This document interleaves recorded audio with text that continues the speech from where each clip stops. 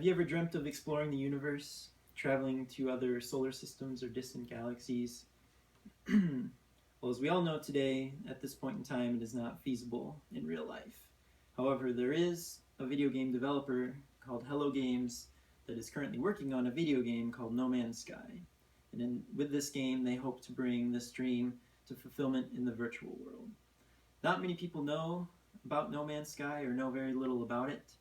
And so I'm hoping to shine some light on what it's all about today.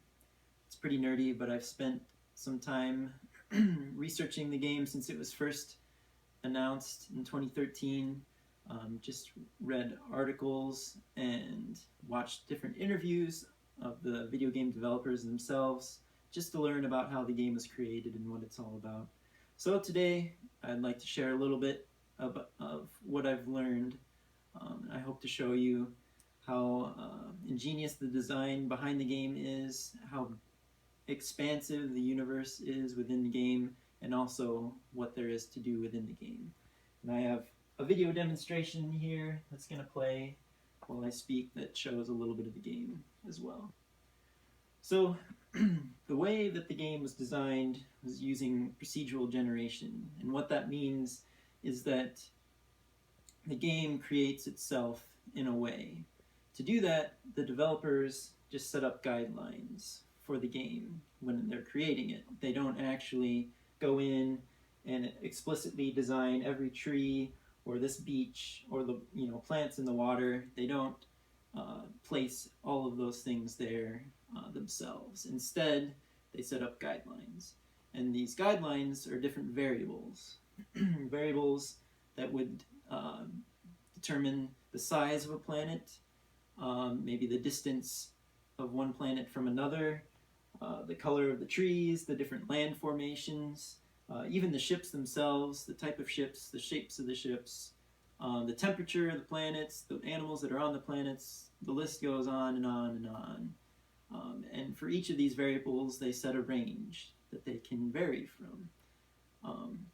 Now, to determine what the game actually is composed of, they have these very complex math functions. And those math functions take your position in the game and plug those numbers into the math functions, which then determine where in the range the variables are. And that is essentially how they create this massive game with very minimal coding. It just essentially creates most of itself. Now with this comes a lot of versatility and uniqueness between the different planets. You can see here this one looks completely different than the last one. And there are a lot of planets. The game is massive. There are approximately 18 quintillion different planets. Just to give you an idea of how many planets that is, if you were to just explore each one for 1 second, it would take you over 4 billion years to visit each one. And our own sun would burn out before you could finish. Also, even with millions of people playing the game, only 0.01% of the game will ever be seen by people. The other 99.9% will never be discovered at all. Now you might ask, if the game is this big, will you ever see any people? Because there are other people in the game as well. And although it is possible to see other people, it's not very likely, just given the size of the universe. So, what else is there to do in the game if you can't play with your friends? Well, there are a multitude of things that you can do. The main object of the game is to get to the center of the galaxy. At the beginning of the game, you are put on the outside rim of the universe, and all we've been told is that there's something in the center that's worth going to find. And along the way, the game will get much harder. The planets will become more hostile, as will the alien races that you encounter. But along the way, there are other things to do as well. You can spend time just exploring, naming planets that you discover, as well as animal species that you discover. You can also spend time doing trading, mining for resources and selling those. You can also spend time performing work for different alien factions within the game. You can go fly around shooting stuff up, whatever you'd like to do. You could even steal the resources that that some of these ships might drop when you destroy them. You could just make a living doing that. So there are really a multitude of things that you can do within the game. It's very expansive, just very many possibilities for what you can do.